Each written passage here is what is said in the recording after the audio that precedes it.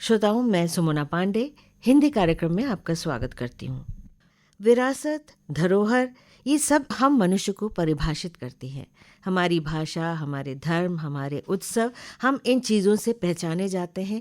हमें ये विरासत अपने पूर्वजों से प्राप्त होता है, जिन्हें हम अपने अगले आने वाली पीढ़ी में प्रेषित करते जाते हैं, ताकि हमारी संस्कृति और हमारी पहचान निरंतर बनी रहे। सांस्कृतिक विरासत और उत्सवी धर्म, इस सुंदर विषय पर प्रकाश डाल रही हैं आज डॉक्टर शोभा मिश्रा। आइए इसका आनंद लें। सांस्कृतिक विरासत एक अत्यंत ही व्यापक शब्द है, जिसके अंतर्गत संस्कृति के मूर्त और अमूर्त दोनों ही रूप समाये होते हैं।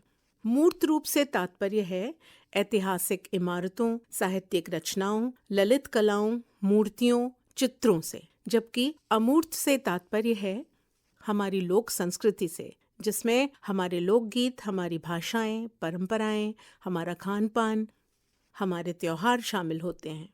अपनी इस मूर्त और अमूर्त सांस्कृतिक विरासत का संरक्षण करना हर समाज का दायित्व होता है।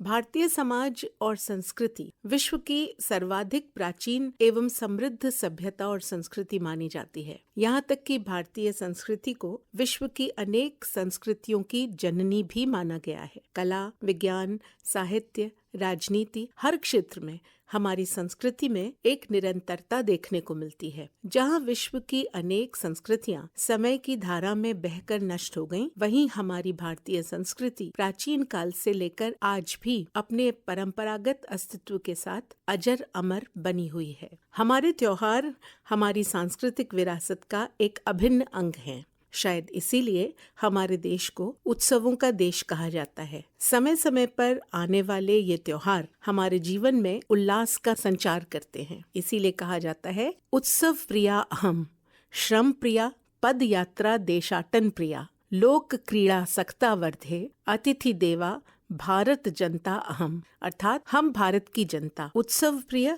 श्रम प्रिय, श्रम करने वाले, पद यात्रा देशाटन करने वाली, खेल करने वाली और अतिथियों को देवता मानने वाली है। हमारे त्योहार हमारी संस्कृति के प्रतीक हैं। जहाँ दशहरा अन्याय पर न्याय की विजय की घोषणा करता है, दिवाली संदेश देती है कि हम प्रकाश के पुजारी हैं, अंधकार के नहीं। जहाँ होली नृत्य, संगीत और राग रंग का त्योहार है, वहीं रक्षाबंधन भाई बहन के पवित्र प्रेम का। हमारी संस्कृति में मकर संक्रांति और छठ में जहाँ सूर्य की पूजा की जाती है, वहीं बरगद, पीपल, आंवले के वृक्ष भी पूजे जाते हैं। ईद हमें भाईचारे की सीख देती है, तो क्रिसमस और नवरोज मिलकर खुशियां मनाने का संदेश देते हैं। हमारे राष्ट्रीय पर्व हमें देशभक्ति और बलिदान का संदेश देते हैं। हमारे त्योहारों में सबसे खास बात यह है कि इनके आने से हम कुछ समय के लिए चिंताओं से मुक्त होकर आनंद के सागर में डूब जाते हैं। वास्तव में हमारे त्योहार आनंद और मनोरंजन का साधन है, जो हमें ताजगी और स्फूर्ति से भर देते हैं। हमारे मन का मैल धोकर हमारे हृदय में नई ऊर्जा का संचार करते हैं। हम एक ऐसे देश के निवासी हैं जिसमें एक समृद्ध संस्कृति विविध रूपों में देखने को मिलती है। ये विविधता भारत में रहने वाले लोगों, उनकी भाषा, खान पान, पहनावे में दिखती है। पर ये तय है कि इतनी विविधता के बाद भी भारतीयों का मूल स्वभाव एक सा ही है। हम भारतीय सुख हो या दुख पूरे मन से मनाते हैं, एक दूसरे के साथ मिलकर। तभी तो हमारी खुशी दोगुनी हो जाती है और दुख आधा। इसीलिए शायद पंडित मदन मोहन मालवीय ने अपने एक व्याख्यान में एक बार कहा था कि भारतीय संस्कृति वसुधैव कुटुम्बकम की पवित्र भावना पर आधारित है। सच तो ये है कि संस्कृति किसी भी देश, जाति और समुदाय की आत्मा होती है और इसी के माध्यम से हम समझते हैं उन संस्कारों, आदर्शों और जीवन मूल्यों को जो किसी देश का निर्माण करते हैं। भारतीय संस्कृति को विभिन्न सांस्कृतिक धाराओं का महासंगम माना जा सकता है, जो इसे एक इंद्रधनुषीय स्वरूप देता है। हमारी संस्कृति में आध्यात्म और भौतिकता का एक सुंदर समन्वय नजर आता है, क्योंकि अपने मूल सिद्धांतों के साथ इसने समय समय पर अन्य अनेक जातियों और मूल्यों को अपने आप में समेटकर स्वयं को और अधिक समृद्ध किया है। यहाँ के मूल निवासियों की समन्वय की प्रवृत्ति ने बाहर से आने वाले शक, हुण, यूनानी, तुर्कों, अफगानों, अरबों, मुगलों को अपने आप में शामिल किया। आज कौन कहेगा कि सलवार सूट ईरानी पहनावा है या फिर हलवा और पराठे शुद्ध भारतीय व्यंजन नहीं है। हमें इस बात पर गर्व है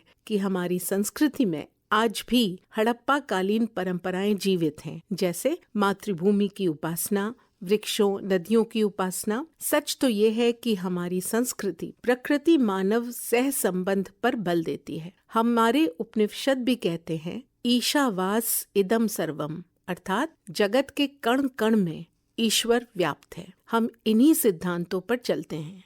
हमारी कलाओं में भी, चाहे वो मूर्ति कला हो, चित्रकला अथवा स्थापत्य कला, सभी में संस्कृति के समन्वित रूप को देखा जा सकता है। देश, काल और परिस्थिति के कारण, उनमें आए बदलाव के कारण इन सब में थोड़ा बहुत परिवर्तन आया। जैसे हम कह सकते हैं कि मध्यकाल में हमारे स्थापत्य का स्वरूप बदला, Indo Islamic style of architecture आया, या आधुनिक काल में Indo European style of architecture का जन्म हुआ। भारत में रहने वाले हिंदू, बौद्ध, जैन, सिख, मुस्लिम, ईसाई सब इस संस्कृति का मिला जुला हिस्सा हैं। इसी तरह हम ये भी कह सकते हैं कि हमारा साहित्य भी हमारी संस्कृति को ही परिलक्षित करता है, क्योंकि ये तो कहा ही जाता है कि साहित्य समाज का दर्पण होता है। हमने गणित और खगोल शास्त्र के क्षेत्र में भी अद्भुत खोजें की। शून्य का आविष्कार हमने किया, पाई का शुद्धतम मान, सौर मंडल की स्थिति, सब में हमारा योगदान उल्लेखनीय है। विज्ञान के विभिन्न पक्षों पर भी हमारी संस्कृति की अटूट छाप मिलती है। हमारी परंपराएं और रीति रिवाज आज भी वैज्ञानिक मूल्यों पर ही आधारित हैं। हम एक विशाल देश के नागरिक हैं, जहां लोग अलग अलग धर्मों का पालन करते हैं, अलग भाषाएं बोलते हैं, अलग अलग वस्त्राभूषण धारण करते हैं, अलग अलग खान पान है हमारा, और सदियों से ऐसा ही रहा है।